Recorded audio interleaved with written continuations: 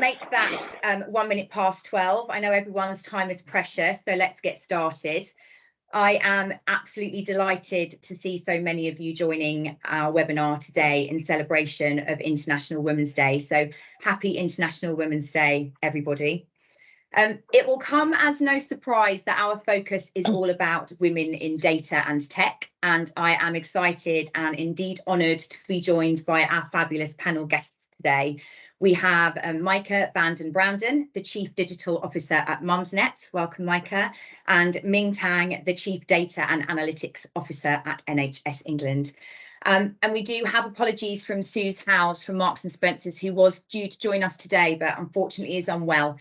So sends her apologies, and we wish you a speedy recovery, Suze. So thank you both very much for taking time out of what I'm sure are very busy schedules to join us today. I, for one, am very much looking forward to hearing your insights into such an important subject. And I will hand over to Maaike and Ming to introduce themselves in more detail. But before we get stuck in, I'm Tilly Allen. I'm a Training Solutions Director at Cambridge Spark. And for those of you who are not familiar with Cambridge Spark, it is an education technology company. And our mission is to support businesses and individuals to become data fluent and support digital transformation through training. And I'm very proud to say we have a workforce that comprises of 55% women. So that's a good fact that I found out this morning. So Maaike and Ming, can I hand over to you and ask you to introduce yourselves in more detail, please? Maaike? Ming, after you. Now, shall I start? Yeah, I'm here, happy either way. So my name is Maaike van den Branden. I'm sorry for the background noise. I'm in the office today. I work for Mumsnet. I'm their Chief Data Officer. And before that, I have a career always in data, but have worked. It seems like some people can't hear us speak. Should I just continue, Tilly? Yes, please. Yeah, please carry on. Okay, some people can. Okay, perfect. Thank you.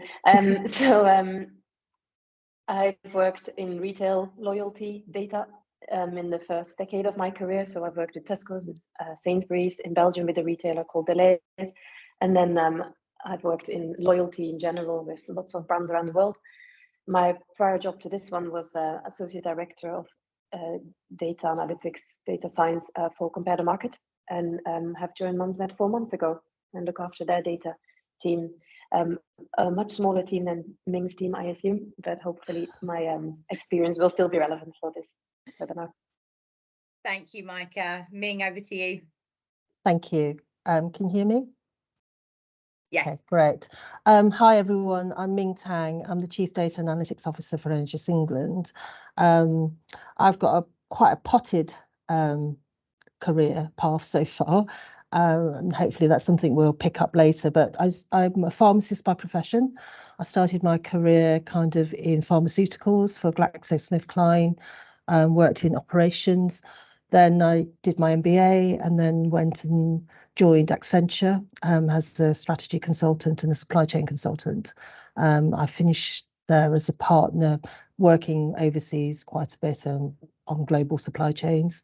Then I joined the NHS initially for 2 years. That was my game plan, just to give back a bit. And then I've been here, this is my 14th year, and I've always worked on kind of data programs and projects. My role at the moment encompasses all the data services across the NHS, the corporate services, and a team of analysts, and we are quite big. There's about, I think there's just under 2,000 of us in my directorate, in my sub-directorate.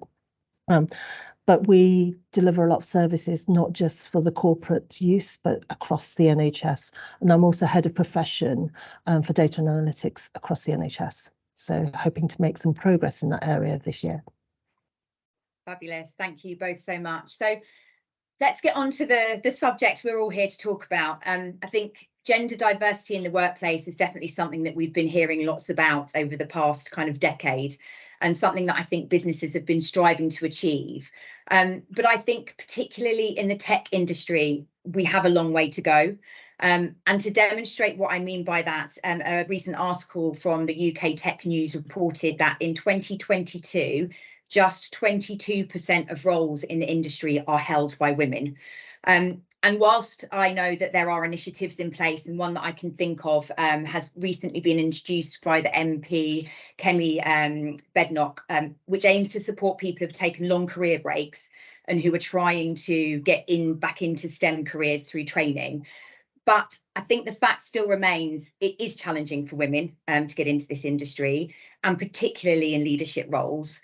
So as successful women in this sector, what more do you think can be done to support women to secure roles in tech and data? Micah? I think the problem is actually much wider than getting women in the roles. I think the problem gets amplified by the growth of tech and data roles in the last years and in the future.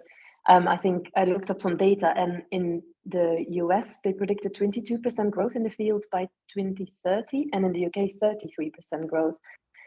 In 2021, there were between 178,000 and 243,000 open roles that require data specialization skills.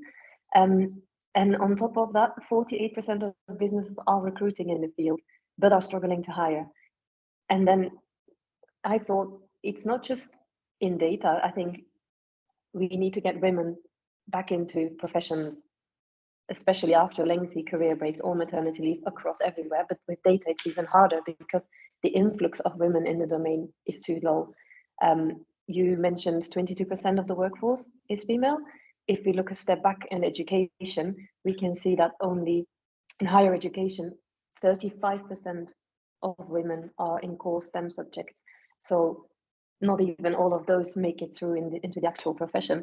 And then, of course, you have the topic of parenthood, where a lot of women decide to step back or take a career break and never make it back for valid reasons, obviously. So I think there is a lot that can be done, both at the level of coming back after a career break or for parenting reasons, but also at younger education level.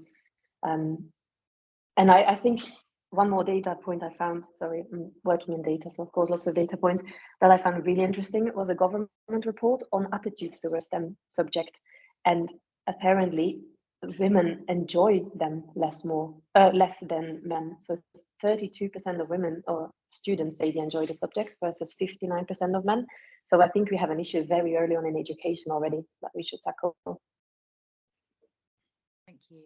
And Ming, you've reached a very senior position in a very large organisation, and you mentioned that your career has taken kind of various different paths. As you were going through that career progression, what support would you like to have seen as a woman to help you in that journey?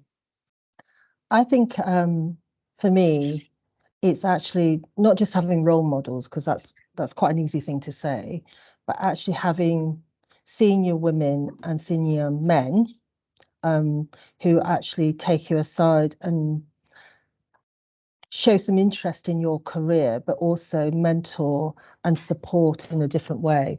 So, and actually, I think it's the individuals being curious to ask as well. So going back to Micah's point about young girls, if you look at the analysis, I don't have the exact data points, but the studies show that at junior school, girls and boys both like maths when it's not seen as a girl or boy thing. It's almost as soon as they see it as one thing or another, and that's us reinforcing at home that message, and also them not seeing the application of that. I always say to my analysts, actually, data science, there's hard maths behind it, but actually really good coders and really good data scientists are actually artistic. There's more art than there is just maths, right? To be really good in your thing. So it's actually I think it's making sure that women see that. In my career, I think I've been really fortunate because I've always had really good support from my managers and stuff. And largely, I had a bit of a review with a few of them now, that helped me along the way a few years ago. And what they said to me was, you were always curious, you always asked questions, you always wanted to understand more than what you were asked to do. And I recognised that in myself, that there were roles that I didn't do well in because I was told not to think about outside my box. So the reason I've got a very varied career, because I've never said no in some ways, because I've managed my career by actually being really open to thinking about what I could apply. So to me, is application of your skill set. So if you are really good at maths, and actually, I also have quite a big belief in doing stuff for yourself. So self-learning. I take on a new skill every year, and a lot of it's in craft work. It's nothing to do with my day job. But I think that then adds to your openness to learn. And I think whatever level you're at, you're still learning. So I think it's having that curiosity is the main thing. And then trying to tie the bits together, because in complex worlds, and we are living in a really complex world, it's not the task that you've been asked to do, it's how that task fits into lots of other tasks, and how that then fits together to make a whole, which then becomes a value proposition that you're really delivering. And if you can get your head around that, that then takes you onto a different level of conversation, takes you into a different level of the role that you're perceiving. And then you get a reputation for adding value rather than doing what you're told. If that makes sense. Absolutely, some great advice there. Thank you, Ming. And I think it's, let's be clear, women do make an impact in kind of technology roles. We have two of them with us today. But the fact does remain that there is a long way to go. And I think there was a study conducted recently by PwC, and it found that 78% of students still couldn't name a famous woman in technology, which is a shame. But today is about celebrating women in tech. So let's focus on that. And I just want to say congratulations to Ming for being nominated once again in the Data Q Awards as one of the top 10 most influential people in data. So congratulations, Ming. But from both of you, what are some of the achievements that you've seen from women in tech? Have you celebrated anything recently, or is there anything that you'd like to share with us to kind of highlight those women? We've celebrated both in genomics and also with COVID vaccines. And Emily Lawson, who led the COVID vaccination response, she kind of really corralled us all together and was very, in a way, quite dogmatic on what we needed to do. Very strong focus on delivery, and really pushed the tech guys to do the right thing. And then Dame Sue Hill, who's head of the genomics session. She's a clinician, but very much again working with the genomic data, making sure that medicines are driving R&D. So I think both of those are really strong role models, and both of them are involved in WISE and women in STEM subjects. And Micah, how about yourself? So I read that stat, and I was also thinking, how many do I know? And I started Googling, and I was surprised how few women are out there. Whereas we all know who the CEO is of all the major companies, we don't know the female ones. Like Susan Wojcicki, I think you pronounce it. She's the CEO of YouTube. I never heard of her name before. The Google and Oracle both have a female CFO. Of course, there's Sheryl Sandberg, known to everyone. But then I thought a bit closer to home. I tend to be happy or celebrate when I see people I used to work with making big steps in their careers. And so people like Susie Moan, who's the CDO of Curry PC World now, Edwina Dunn, when I started my career with dunnhumby, she's a pioneer in loyalty schemes and very works together, or has started with the female lead and works together with women in data as well. And then Jackie Clayton, who I worked with, has been recognized in the 20 Women in Data years ago as well. So every time I see names pop up from people that I recognize, I think, great, we're getting there, and we should do more of that. Absolutely. And I think that's really important, isn't it? Women need to help celebrate other women's achievements, particularly in an area that's obviously so male dominated. And Why do you think that is? Why do you think that we don't know these names? And I did the same, Micah. I did a similar experiment myself and looked them up, and was disappointed really that I didn't know that there were those CEOs that held these positions in such well-known companies that were women. Why do you think that is? I think women have a lower ego generally, right? They get to those positions and they want to do a good job. So they focus more on doing a good job than advertising what they do.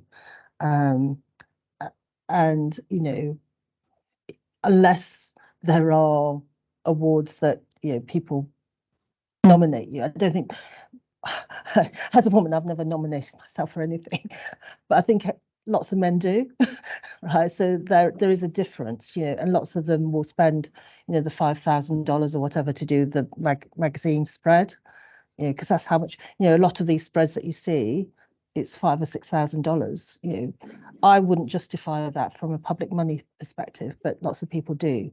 So I think there is almost that type of campaigning that is just much more, a lot of men are much more comfortable doing. And actually they have the backing and they use their organization structures to do that. So I think that's part of it.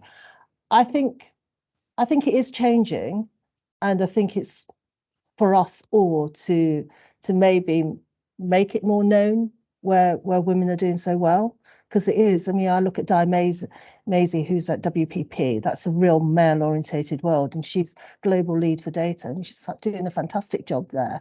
You know, I've known a lot more women through my Data IQ kind of connections and the CDO kind of connections than I ever have done. Yeah. So there's lots of really strong women out there, actually. That's good to hear. Micah, do you have a similar experience? I think I agree with what Ming says, but I also think it's probably partially due to history. Because it's so slow for women to reach the top, there are a lot fewer women to shout about. There are a lot of fewer women to make it into the press.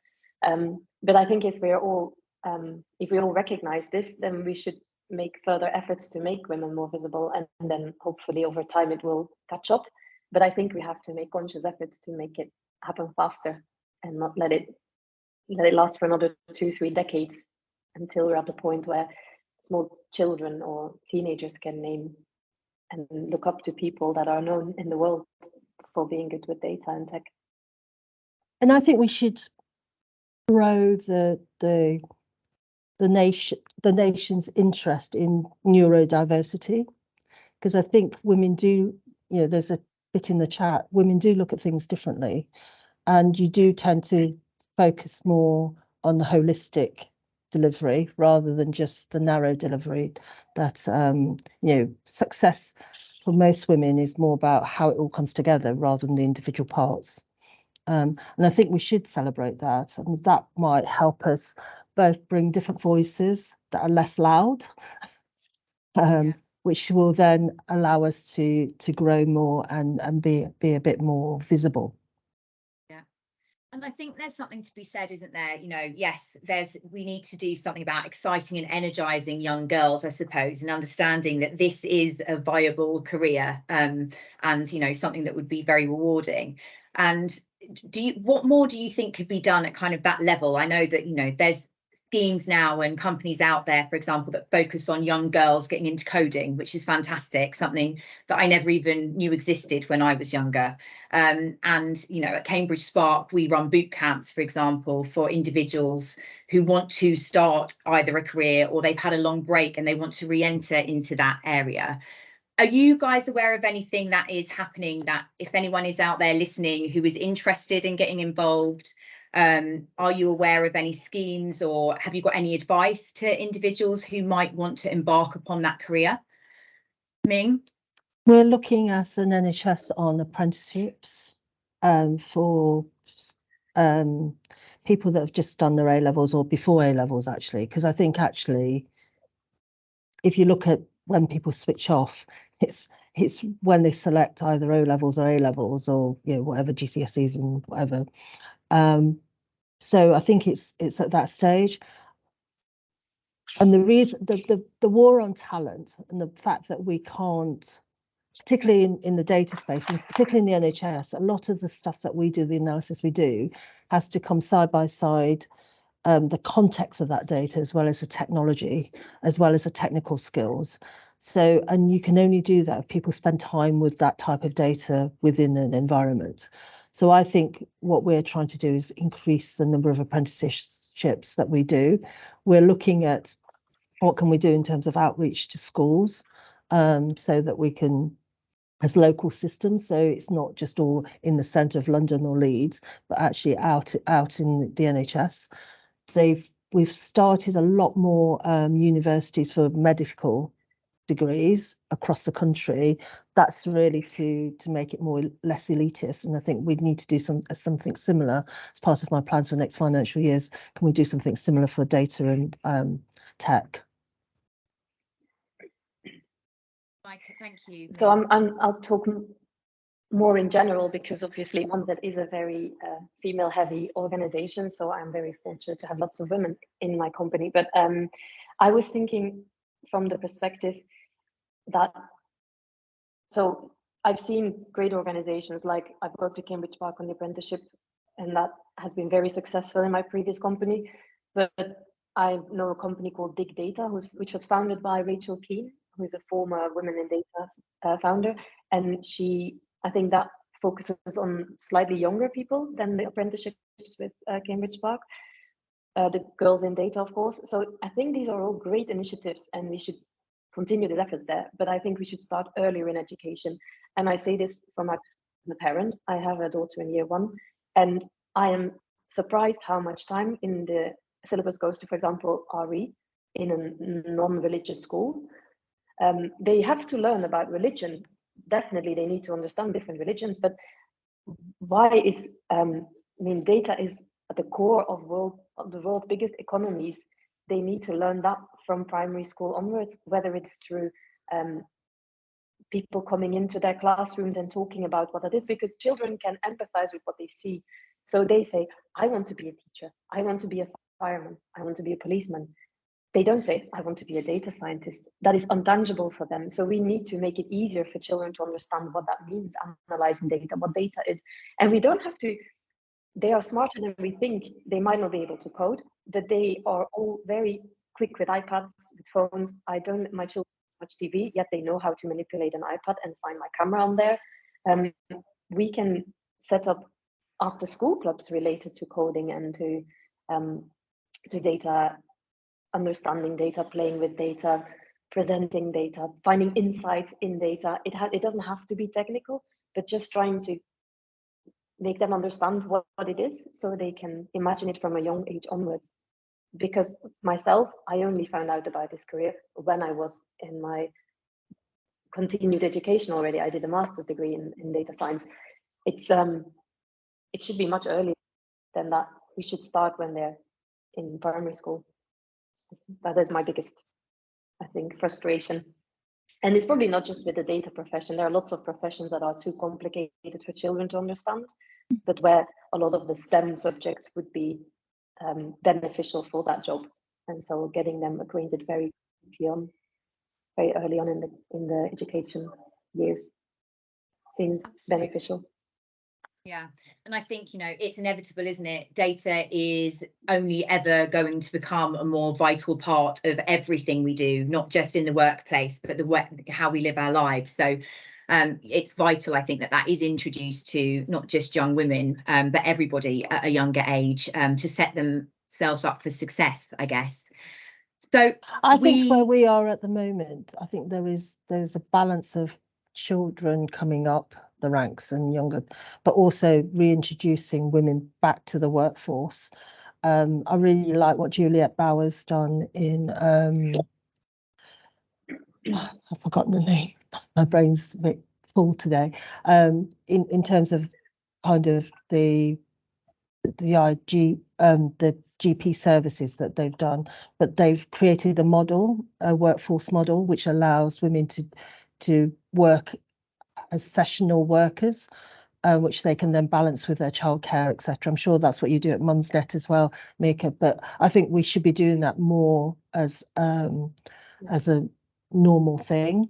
I think more job share, having really good, solid programs of work to do job share is also really important for women as well.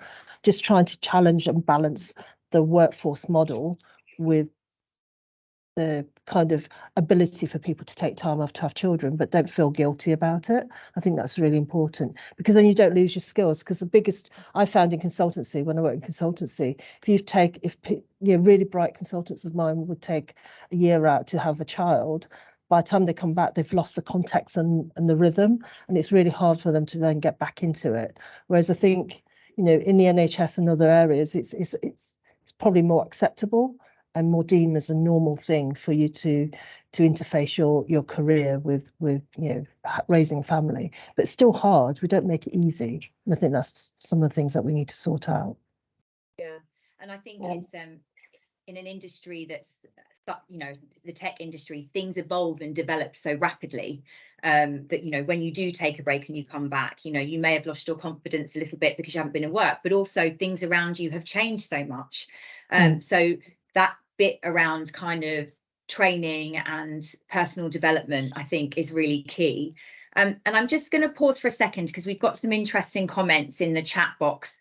And you mentioned apprenticeships earlier, Ming, and we've got Dina who's asked, would you consider older people for apprenticeships? Yeah, I mean, apprenticeships are.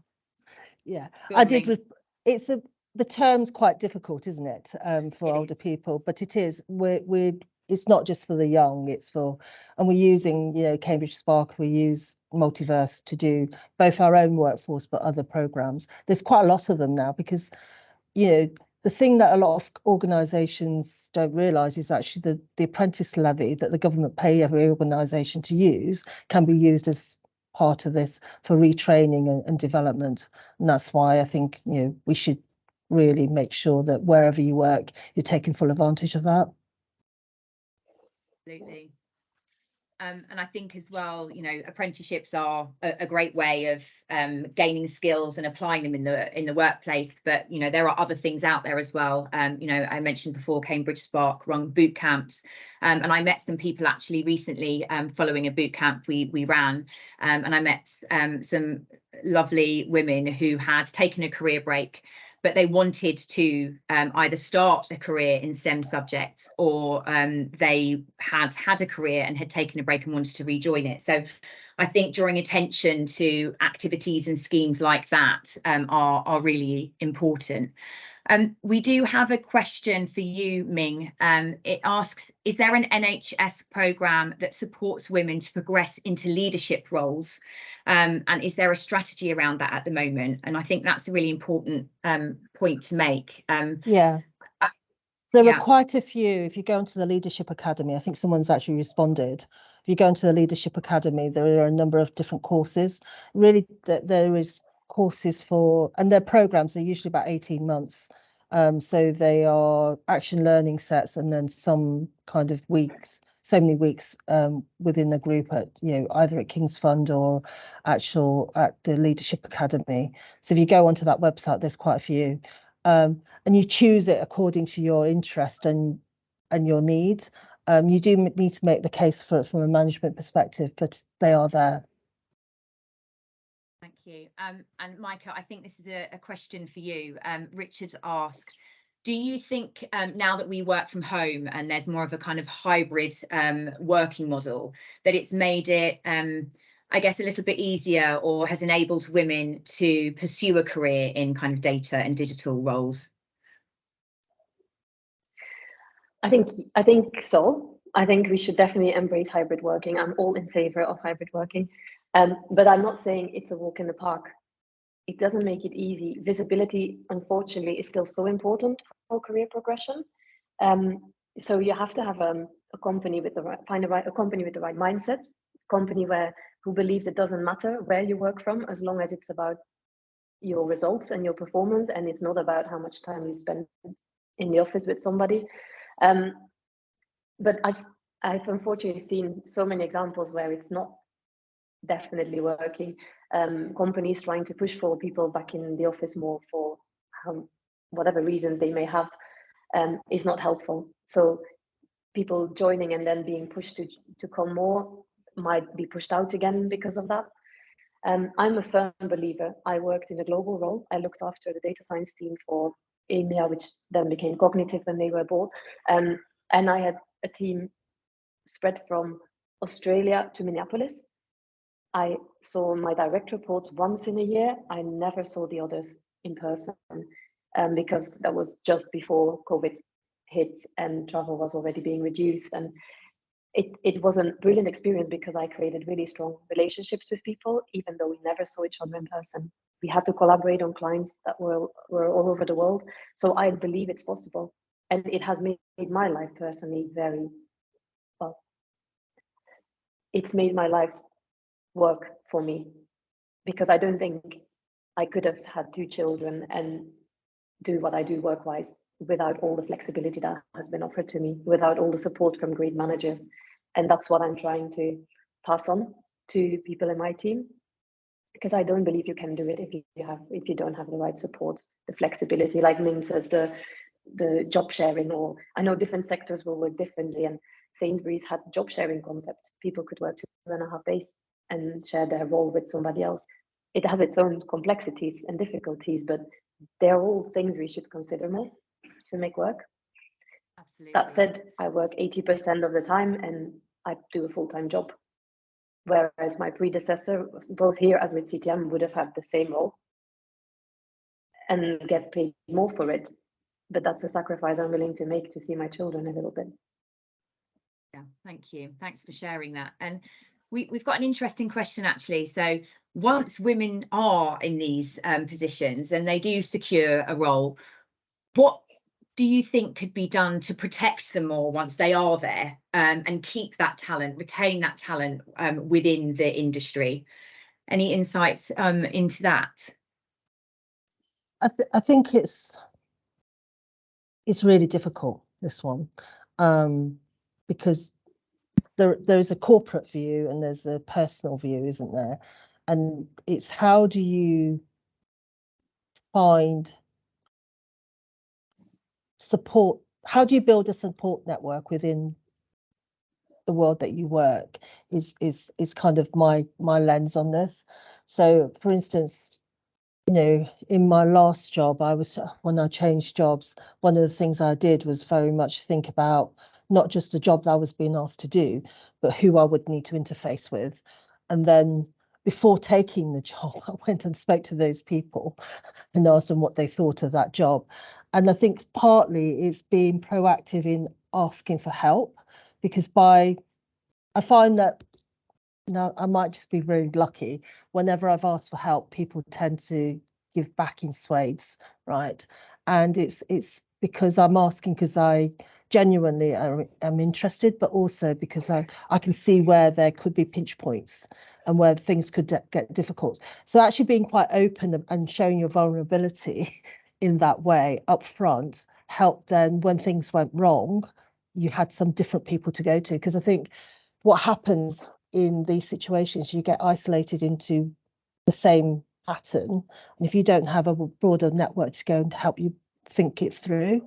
The other thing is, I've always used a coach. For a number of years I've had a coach, whatever level I'm at, so I would actually recommend you do that, because sometimes you need someone to shake you out of that mindset and let it go. And I'm not saying that what happens to you is good, but it's how do you manage it? How do you build resilience to manage it in a way that doesn't continue to hurt you? And I think that's what I would think you should focus on.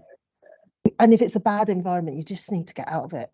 Honestly, you need to get resilient and build your own self-confidence so you can move yourself from that situation, because working in a bad environment is not going to do you good in the long term. Yeah, some great advice there. Thank you, Ming.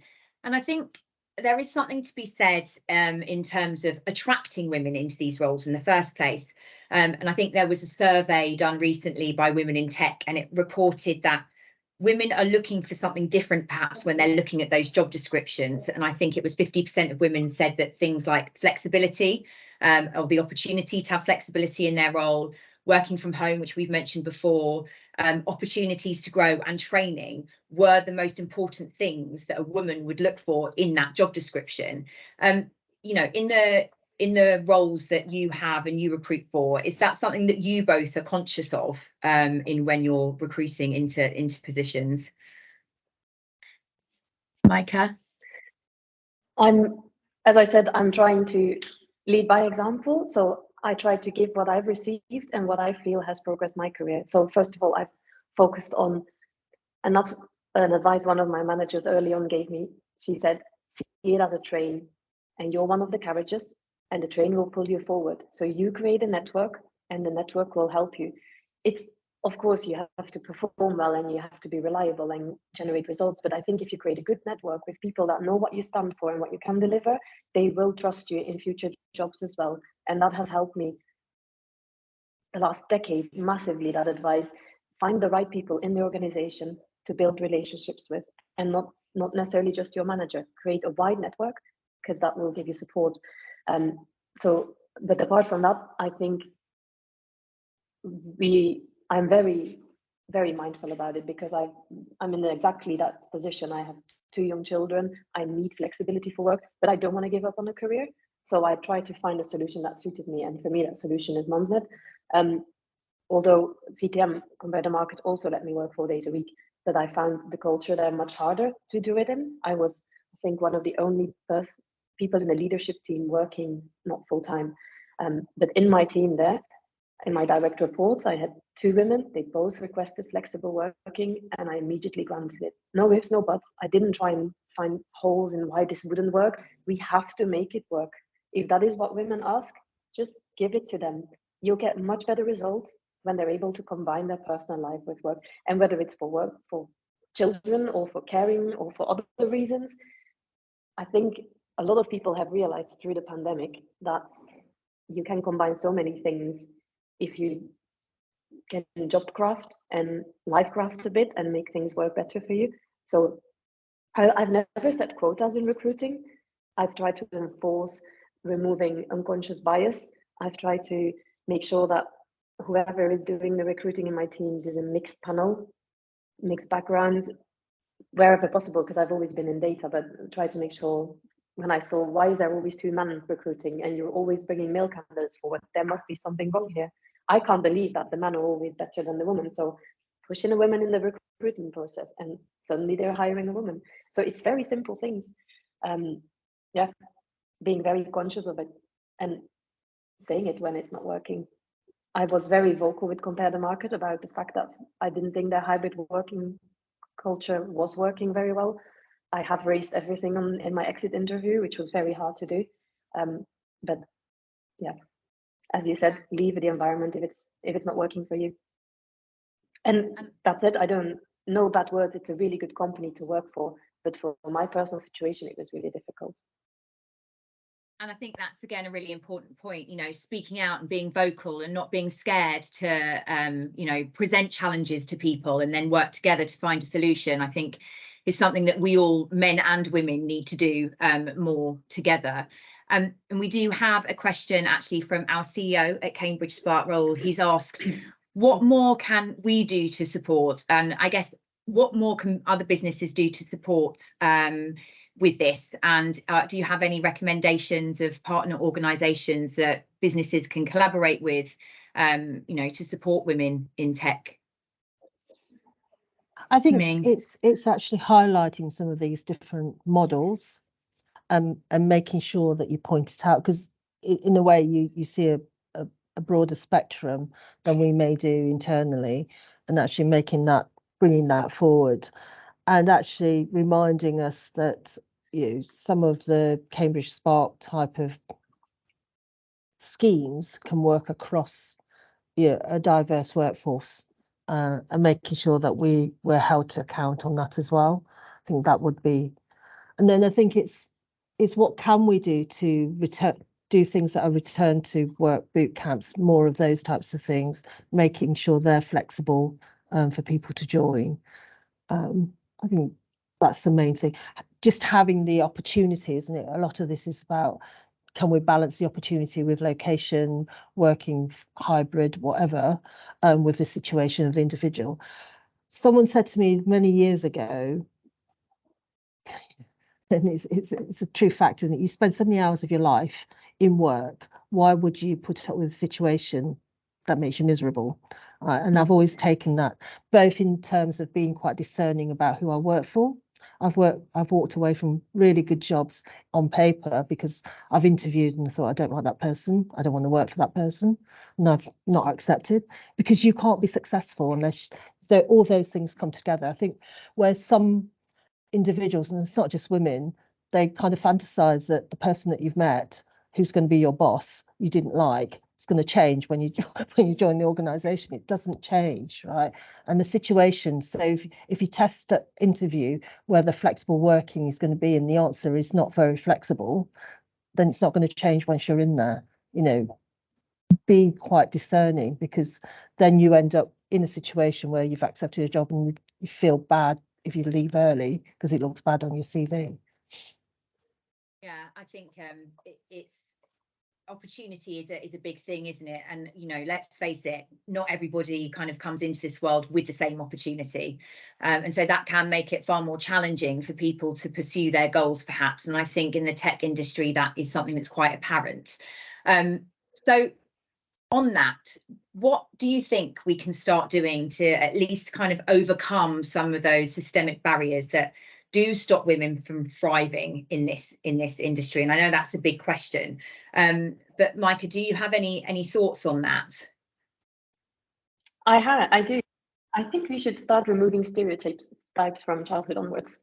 I find it so frustrating to see how much pink and blue there is, how much there is still playing with dolls and playing with cars, and we are trying very hard, actively as parents, to not get dragged into it, but it's hard to avoid.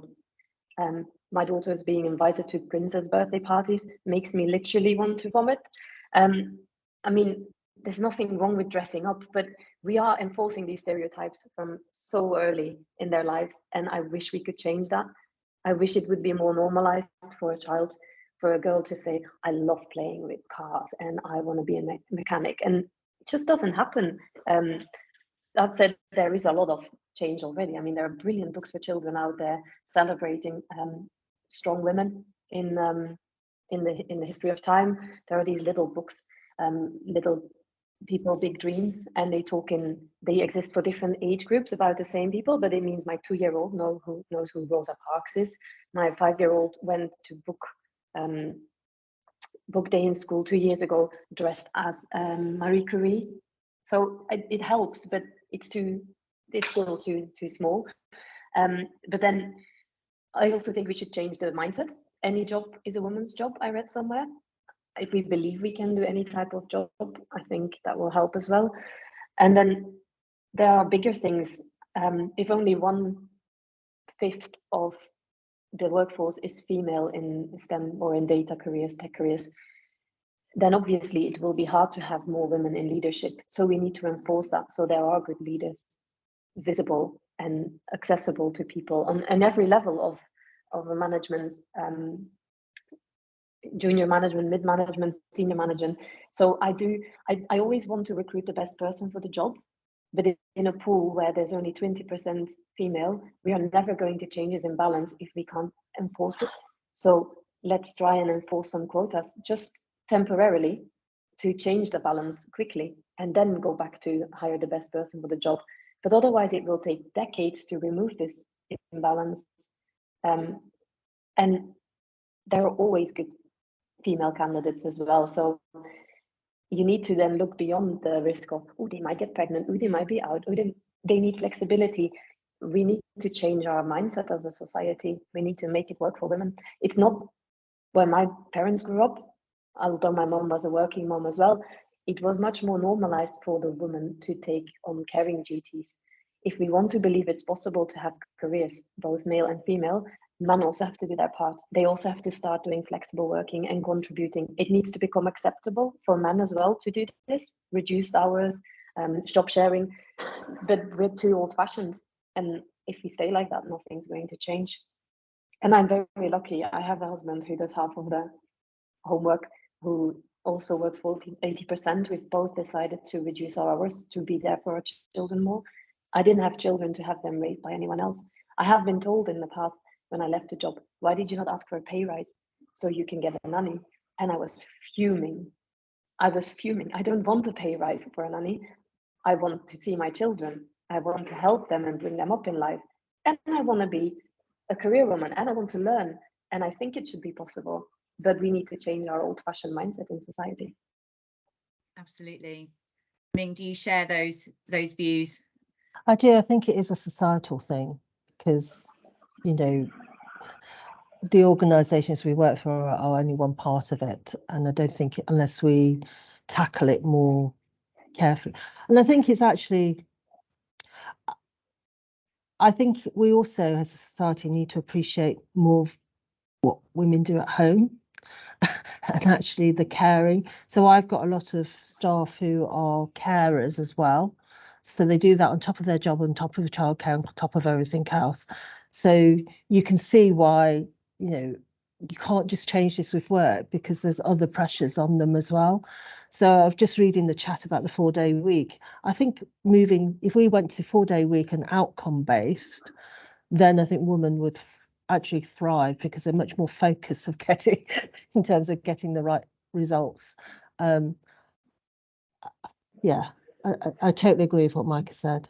Yeah. I think it's really hard And to ask for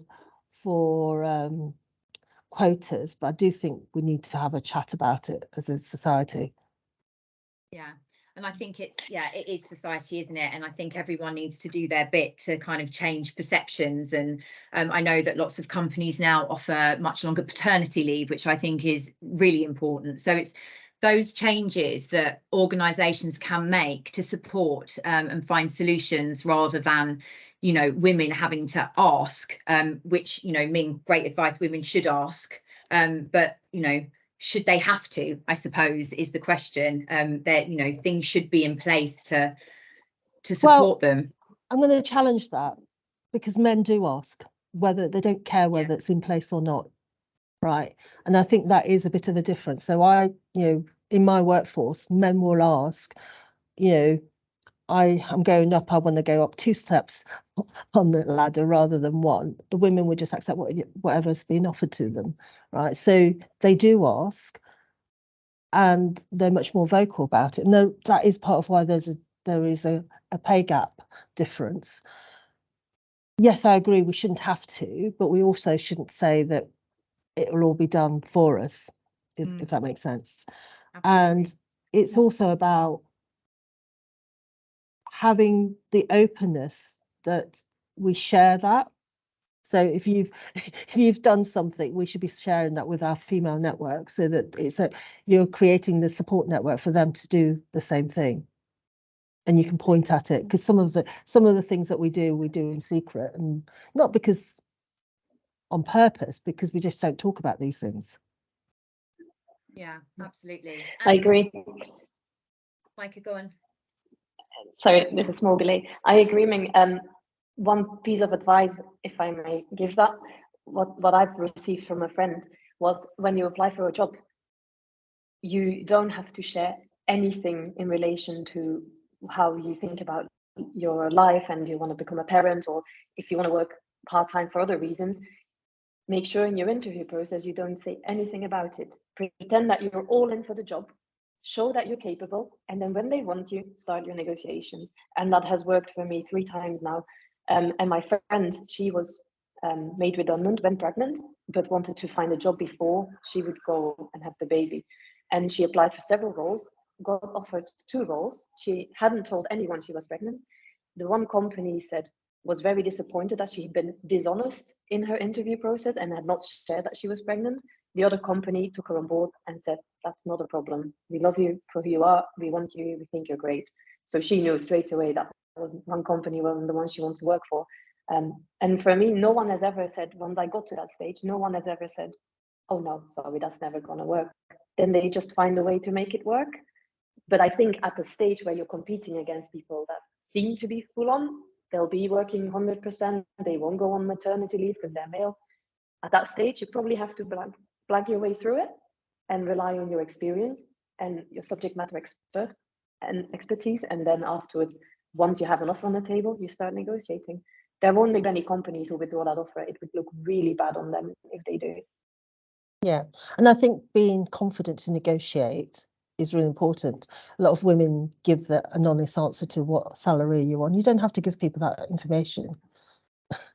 Yeah. And I would always add a bit because it's not, because it's your expectation. If you don't set that expectation at the start, it only goes down. Yeah, some great advice from you both there. Thank you. And I'm conscious of time. We've got 10 minutes left. We've got some points coming up in the chat. But personally, I do hope the future is bright for women in tech. And today, listening to you both has, I think given some confidence and some great advice there for us to take away with us.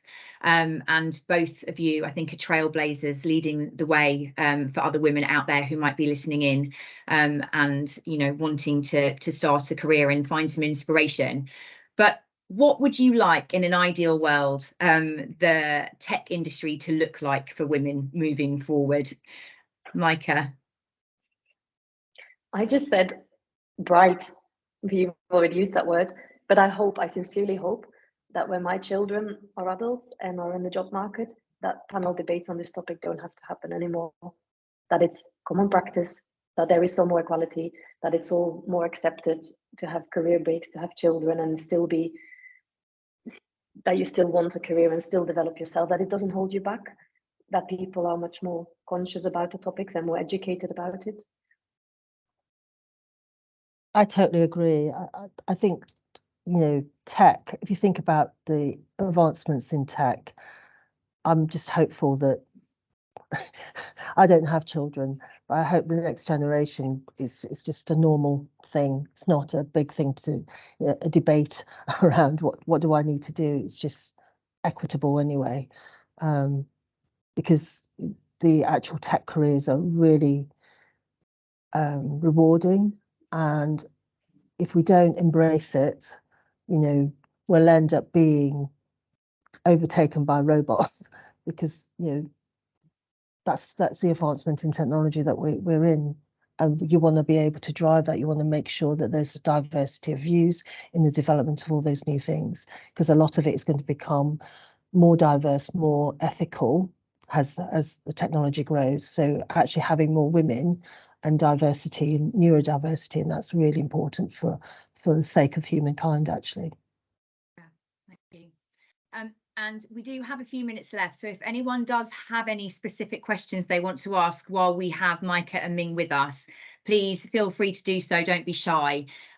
But whilst people are perhaps thinking if they do have any questions, you've both given us some fantastic advice today and some insights. But if you had one last parting piece of advice or message to give to any women or girls perhaps that are out there listening who are interested in a career in tech, what would that piece of advice be? Micah? Don't let anything hold you back. Don't assume some things are impossible. Anything is possible. If you want a career, there are so many online platforms to retrain, to learn, do apprenticeships, offer you skills. There's so much you can do, but don't think that further choices in life might hold you back at some stage.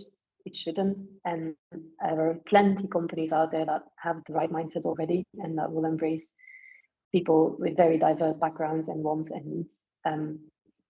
I think if the world could be more around achievement and results, then with time and being in an office and FaceTime, I think there would be so much progress. And so I followed the chat a little bit. I know that I'm probably very fortunate that I can reduce my time to 80%, and hence my finances as well. And I know that's not possible for everyone, but I think the ideal model would be careers that are measuring achievements and measuring outcomes and having pay related to that, which is very hard to do in practice. But I think that would avoid situations where I step into a role that was done by a male predecessor with a bigger team, more responsibilities, but in fewer time, and then get burnt out. It shouldn't work like that. and we should be measured for what we deliver and not for the exact hours we are able to do. I don't like it when people in my team say, oh, I'm really sorry, could I take my child to the GP this morning? I will make up for it in the evening. I'm like, you don't have to ask that kind of stuff, just do it. As long as you do your work and you do it well, and we talk a lot and I know where you are in your outcomes, that's fine. That's what matters to me. I think these managers are able to figure out who produces and who performs and who doesn't. So those things shouldn't stop people. Yeah, mindset changes. I would And Ming, say, final word to you. yeah, I'd say reach out. Don't be shy. If you want a mentor, ask them whether they can help. So yeah, there are formal schemes, but actually you need to find people a whole range of people that will suit you. And so just ask. And I've always had mentors that are women and men, because sometimes you need to understand how a man thinks and how they see things to help you progress, if that makes sense. Thank you. So just reach out. Thank you. Thank you both so much. We are drawing to the end of our session today. It has been fantastic to hear from both of you, and thank you to everyone joining who has asked some questions and provided their thoughts on there. I think we probably could have carried this conversation on for a long time, but I know everyone's got the rest of their days to get on with. So a big thank you from me, and thank you to the audience as well. I hope you all enjoy the rest of your day. Take care. Thanks, guys. Thank you. Thank you, everyone. It's been brilliant being on here. Thank you so much. Thank you.